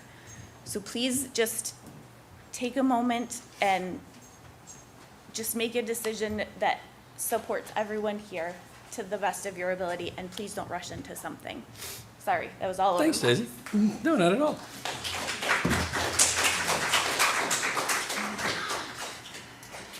All right, can we get your name? Hello, address? yes, I was not planning on speaking either.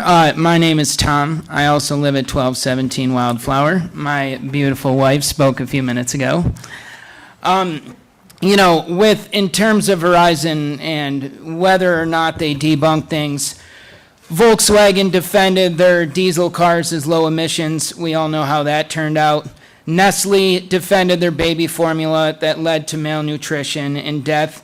Kellogg's defended harmful chemicals in their cereal.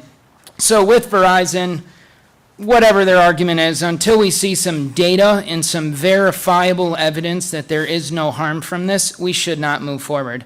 I think if this was not on July 3rd, what you would see is more people in this room than chairs. I think it's very obvious that there's a lot of people here that are concerned. I don't think anyone in this room is implying there's any malicious intent on behalf of anyone on the board. Rather, the path of least resistance is not the path forward. If there needs to be further town board meetings, if we need to meet with the zoning board, if there's other committees or things that need to be involved, when it's not on the day before a major holiday, we will be there. You will see a ton of families. You will see a ton of people involved. If it comes down to the FCC putting their fist down and making that decision, well, that's a shame.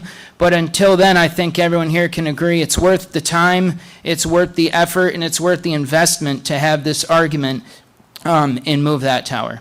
Thank you. Thanks, Tom. Thanks. Anybody else behind the beam? Anybody? Look at this guy. Oh, no, I'm sorry. Oh, well, no, we're not done just yet, because, oh, you're heading out. Nico, is it going to be you? Is it going to be, okay. Ready? Yes, sir. I think you might be bringing up the rear here.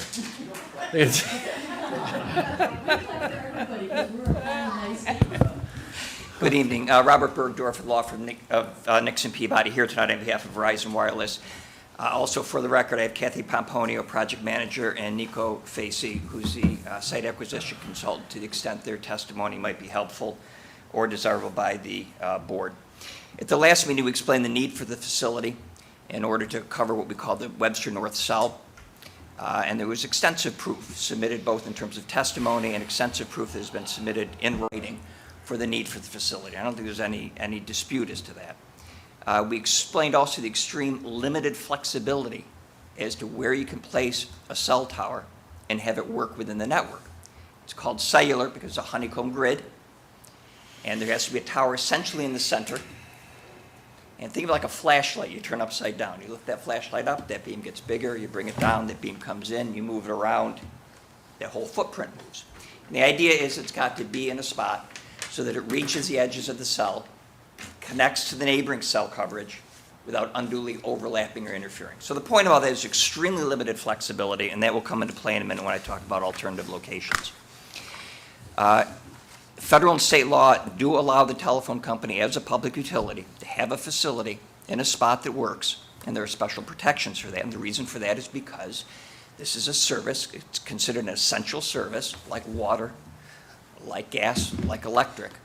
And so it's got to be able to get to the people that it serves. The site plan was reviewed last time too. A couple of issues were raised at the last meeting, and we responded to that in a June 16th letter. And we responded to everything that was raised. I'm going to do that tonight as well, regardless of whether it's legally relevant. So I want to put that in the record, that I want people to be comfortable with the issues that they've raised, because I know these comments are heartfelt, but a lot of them are legally irrelevant, and a lot of them are simply untrue. And I'm hoping that tonight we can cover some of those. Let's start with alternative locations. What was submitted with the RF justification report is with Exhibit A of the June 16th submission, shows, and I wish we could put it up on the screen, but it shows, and I hope everybody, this is filed with the town, so I hope everybody gets a chance to look at this and to read this, and this is showing the coverage in the town. For instance, we had a suggestion, and by the way, the green is showing from different towers in the area. Yellow is where it peters out, and the orange is where you need better coverage. White is completely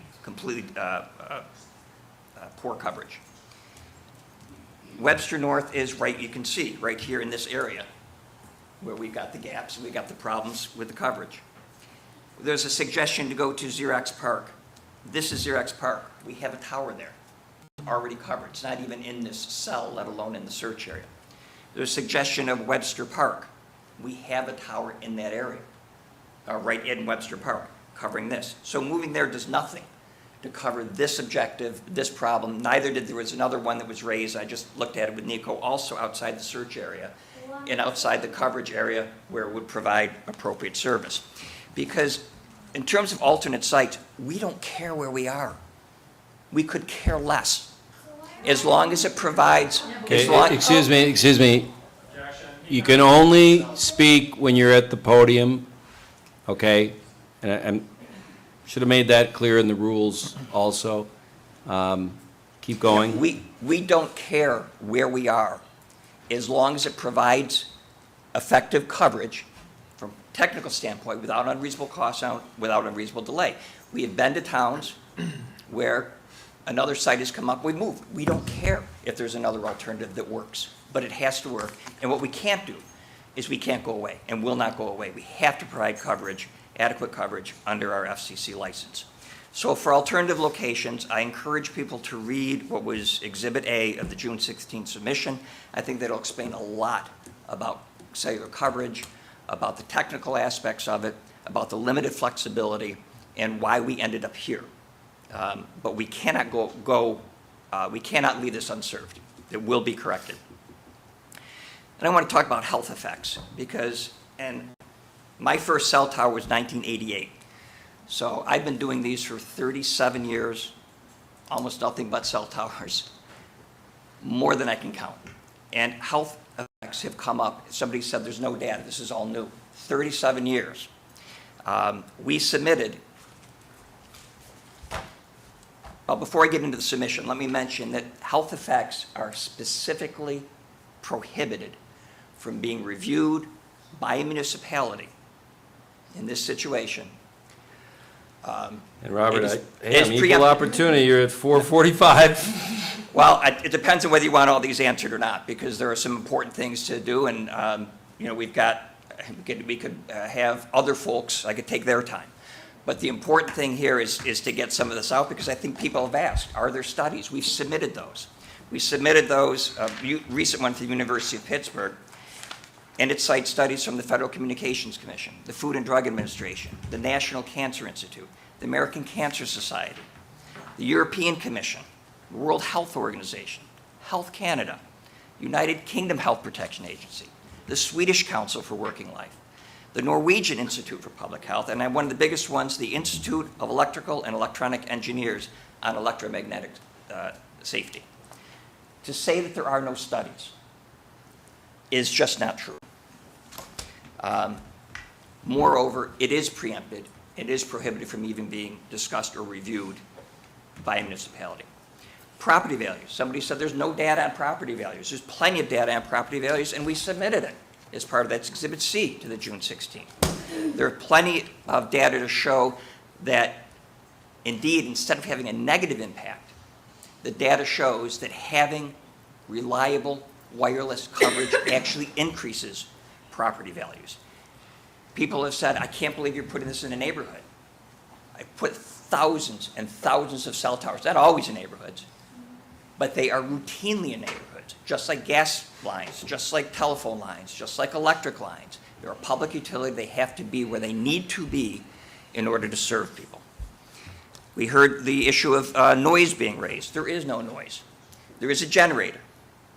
Should there be a ice storm, power outage, then yes, there would be a generator, but it's more important at that point to be able to have emergency services. Lights, this is an unlit facility. Somebody said it's going to be lit. Traffic, there is no traffic post-construction, short of an occasional maintenance call. It used to be about once a month, but now all of that stuff is done over the phone lines. So Nico, he's cutting into your time, you're gonna be out. And so are you, okay? It's like a husband-wife thing, I gave it a total of 10 minutes. Your husband, one of you just is taking all your time. Keep going, Robert. Noise, none. Lights, unlit. Traffic, no traffic. property values, again, that's just not the data. The biggest issue that was raised here was health effects. And I'm saying that even though it is preempted, I don't want people to leave here feeling that this could be a danger. So I'm urging you to read what we submitted, read what's out there from credible sources.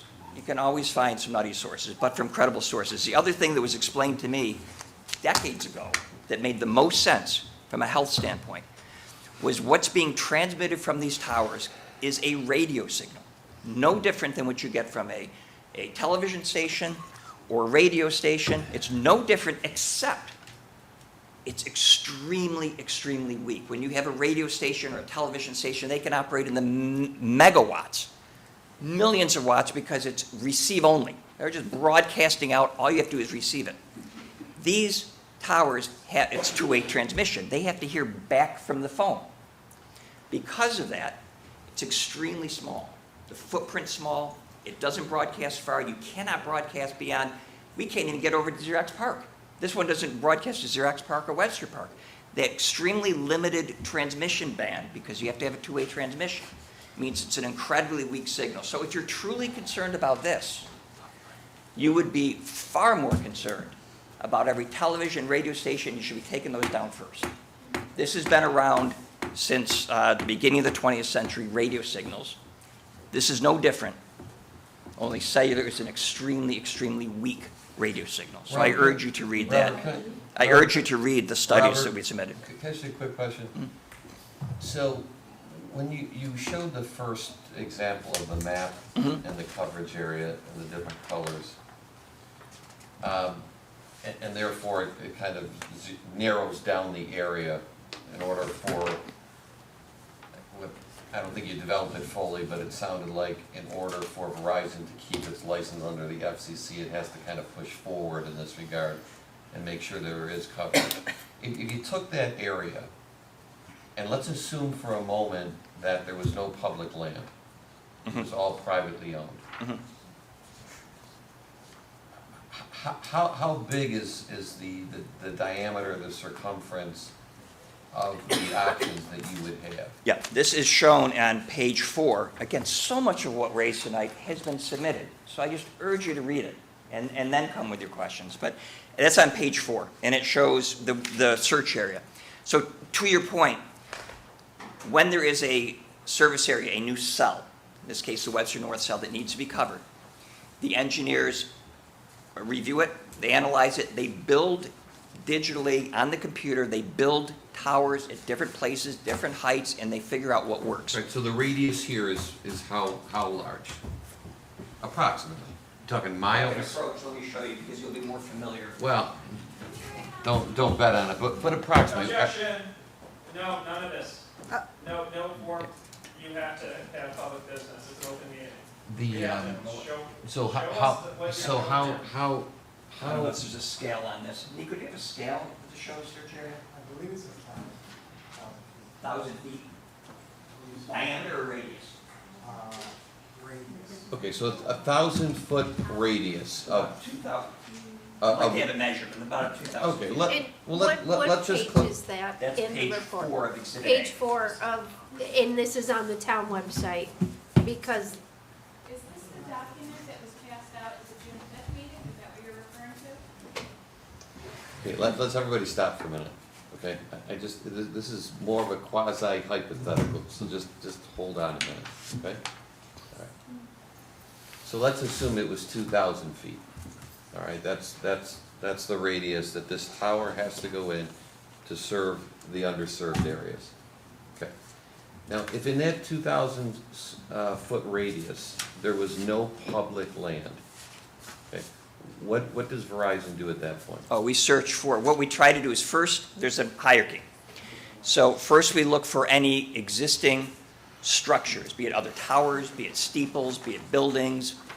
So if we have a we call it a co-location opportunity. If we have a co-location opportunity, we'll take that first. Did Verizon do that in this case, or did it not because of the availability of public? Oh, no, it's searched, it scrubs the search area. I mean, that's Nico's job. He's to go out and scrub the search area. First thing he does is look for existing facilities. And I apologize, because I haven't read the packet. So, did Verizon publish as part of this presentation what other options, it may not be the number one option, but what other options were available in the, in that area? the It's not 2030? published here, Okay.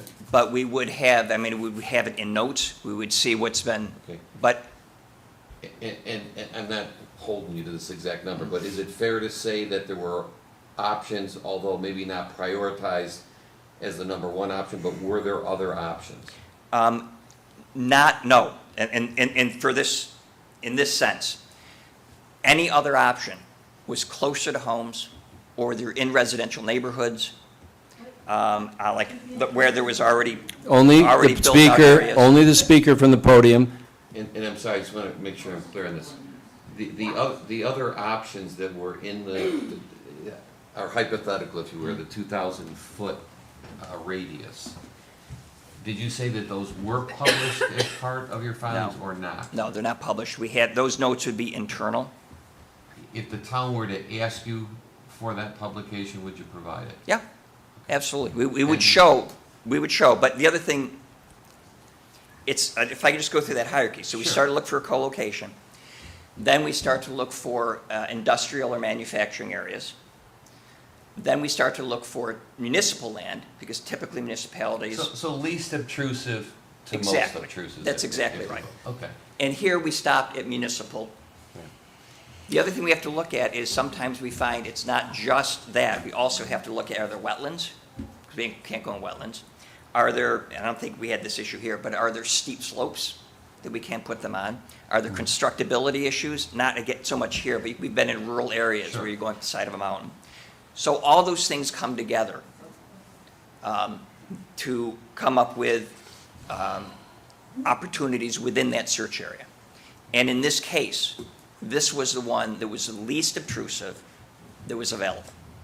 And if the town were to ask you for that least to most, you'd be able to? Yes, there may be nothing else in this search area, in which case we would turn to the town and say to anybody, do you have a better alternative in this search area? Like I said before, we don't care where we are. When you look at least to most obtrusive, does the fact that public land is available preempt that analysis, or it's all weighted equally, private versus? Because I'm thinking in the back of my mind, obviously, if Verizon has to purchase land or lease a tower space, does that impact the weight that the priority is given? I'm not sure I follow. I mean, we don't really care whether it's public or private. Okay. Typically, towns want us on public, so that will give it a little more weight. But if we went in there and a town said, no, we want you on private, and it was available without unreasonable cost, unreasonable delay, and it worked, we don't care. Can I just intervene for a second? Is it, on June 5th, and certainly if everybody gives us their email address, I'll send you what Deneen put together, links to the audio and visual of what was done that night. At the beginning of it, I said that after the lake and pellet experience back at the end of '21, and how that just went, it was tough. And when we got done with it, I think I reached out to Mike Crosby and you, and I think Kathy, also you, and I said, with Josh Artuzo, our Director of Community Development, I said, I don't like to be in a reactive position where all of a sudden we find out that you got some lease with somebody that's going to be next to a bunch of neighbors. So why don't you get together with us and let's be proactive. Where is your coverage shortages in Webster? And work with Josh in GIS mapping and see, you know, where is the, as you call it, least obtrusive places. That worked very well on the 5 Mile Line corridor because it ended up going on top of Cherry Ridge, and it took care of that. Because there were 5 major ones, if Mike Crosby, I think, and I explained this back on the 5th of June. So that one was taken care of, and it was great. This one, which is one of the major ones because of how many people live in that central part, I don't know, I wish Josh was here because he'll put it, I don't know how many acres this town parcel is that has our sewer pump station on it, but it's a pretty large parcel considering when you walk down past the rope path, I stepped it off like a referee in football, and it was about 160 yards, about 450 to 500 feet back to where the pump station is. You go to the right, it's a visual. I think most of the board members walk this place. It's back there. And then you got to see where they're tucking in to put this tower. So we started looking at that site and where to put it on probably a year and a half ago is my guess. And honestly, when I saw the sight lines and the trees and this and that, I'm like, I don't know if you'd ever be able to see this thing, from some of the houses that the people are here tonight. And I don't know if you'd be able to see it. Now, I know that you guys have done some sight lines and all that stuff and whatever, so, but that just gives you a little history. So that's where we said, okay, I know that Keith Mortimer has been working with you guys for a better part of like 6 or 7 months because we're the landlord. So, I don't know how long it usually takes you to negotiate a lease with a private holder like the Bowens down on Pellet Road at Lake, but, A lot shorter than this.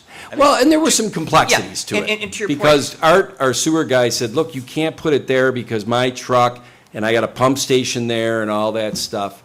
So there were some complexities. I know it moved, this way, this way, this way, really because it is a sewer pump station. I don't know if anybody knew that, by the way, but that's what it is. It's a town-owned parcel that's where one of our sewer pump stations are. So I got a quick question for you, because I did walk this site down there, and it's pretty obvious to me that they're very old growth trees down there. They're 70 feet tall, the diameters are probably 6 feet tall. And I saw an area that was ribboned off, okay? Which to me, from where I saw it, it didn't seem to me that very many trees were going to be cut down. But I didn't see any definitive diameter because it would go a certain circumference and then stop. Yeah. So my question to you is, by the way, with respect to your comment about the WHO study, anything that comes out of the WHO, any study whatsoever, over what we've learned in the last 6 months, I have no credibility. They have no credibility with me, but that's just a sidebar. What exactly is the diameter of the footprint of the cell tower? Yeah, we don't have a construction drawing or a zoning drawing. It's, oh, actually, that's on, That's my question to you, sir. The corner you can't see because it's in the trees, very close to the creek. They pushed it closer to the creek. And isn't that a flood zone? It's a flood zone. It does flood back there.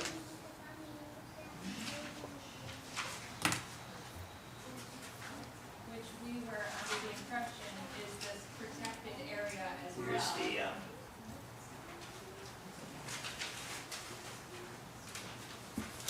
see, let me have it mark it off. It's, let's see if I can read the No action. 37 by 78 fenced in area, so 38 feet by Kill it right now. 78 feet is the fenced in area. Should So this is your tower in here? Yeah, and that's the tower. There's no guy wires. So it's just the tower itself. Yeah, fair.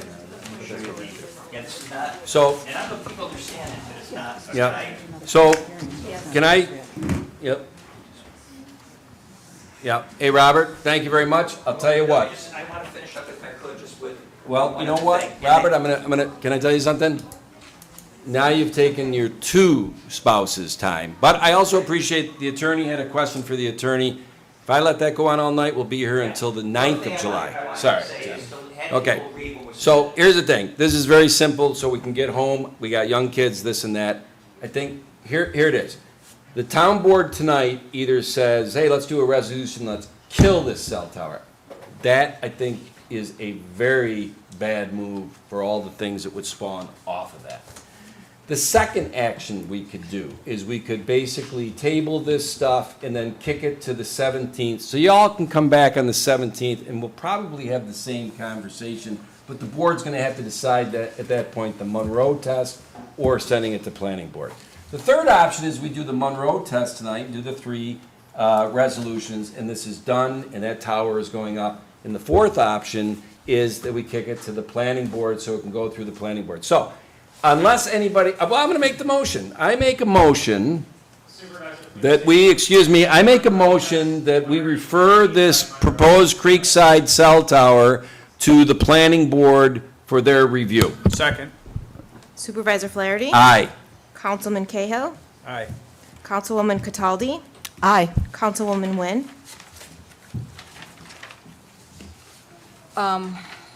This is a tough one.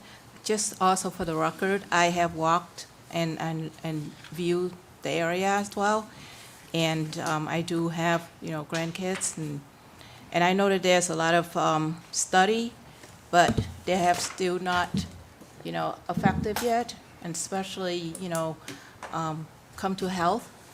I would have voted no on this one, but because they are moving it to the planning board and the zoning board, and if it had come back to us again, I would have voted no. So therefore, right now, because it's moved to the zoning board and planning board, I'm gonna vote yes, because they can take a look at that. But if we have to decide to get this vote, a resolution to either for the cell tower, I apologize, but I would have voted no. Okay. Councilwoman Wright? Aye. Is that 5? Yep. Okay, so that concludes the meeting, but I just want to let everybody know, because there's been a lot of things that happened tonight. The next planning board meeting, and I don't know, Keith, this is more Josh's purview, and I don't know if Erica left. She is still back there, but I don't want to put you on the spot. The next planning board meeting is the first Tuesday of August, which is... August 4th. 8th. What is it? No. August 4th. August 4th? Oh, is that that's Monday, August 5th? August Yep, August 5th. Okay. What time? Now, hold on. Whether this can get synced in with the Verizon people and the planning board people and whatever next week, and it meets the calendar of the August 5th, I don't know. But if it is on August 5th, I don't know if that's a public hearing that night. I don't really oversee the planning board, John, that's more, if they're doing preliminary and whatever, they may look at it and say, well, based on this height and whatever, we got to send it from here to the zoning board. At least on that issue, it's possible. Okay, and so the zoning board, if they send it for the variance on height, and they don't do a public hearing, which you won't be able to speak if they don't do a public hearing, and they just send it to the zoning board, that would be August 12th. I don't know if they'd be able to get it immediately over a week later to August 12th. Now, that probably would be a public hearing, and they would go through all this stuff, but if they say okay and they push it back to the planning board, I'm speculating at best. This is what's going to happen. There's going to be several more meetings, some of them with public hearing where you can take that podium, some of them where there's not. If it gets through the zoning board on August 12th, then it goes back to the planning board, which is the first Tuesday in September. That's the 2nd. I know that because Labor Day is the 1st. And then if they go through preliminary and final and there's a public hearing, I think it comes back here, John, for whatever we do. This sounds like Pelican Lake revisited, which would probably be, September 18th. let's see, September 2nd is a Tuesday. Our first board meeting is September the 4th, 18th. so it'd be the 4th or the 18th. It's very possible this potentially, through all of that I just described, one delay here, one delay there, it's going to end up back at this board probably in September or October. So it's nice, we might be here for Halloween the same way we were here for 4th of July. But right now, We have moved it off the town board over to the planning board. They will look at all this. You'll see designs, you'll see this, you'll see that. The zoning board will have to look at the variances. There will be a lot of dissection of this. And that concludes tonight's